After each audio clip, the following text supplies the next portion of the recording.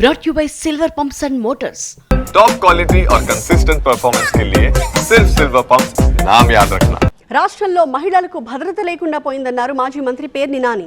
పవన్ కళ్యాణ్ చెబితేనే రాష్ట్రంలో పోలీసులు పనిచేస్తారా అని క్వశ్చన్ చేశారు. సినిమా షూటింగ్స్ లో పవన్ ఎప్పుడు బిజీగా ఉంటారని, చంద్రబాబుకి కష్టం వస్తే మాత్రం వెంటనే వచ్చేస్తారని విమర్శించారు.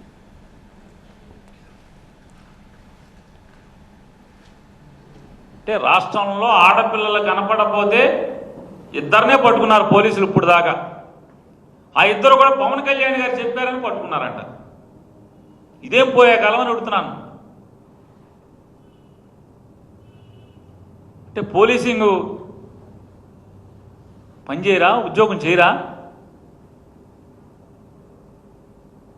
పోనీ అందరం పవన్ కళ్యాణ్ దగ్గరికి వెళ్దాం, కనపడిన ఆడపిల్లలు అందరూ మా అమ్మాయి తప్పిపోయిందని చెప్తా కంటే అతనేమో షూటింగ్లో ఉంటాడు, ఇక్కడ ఉండడు,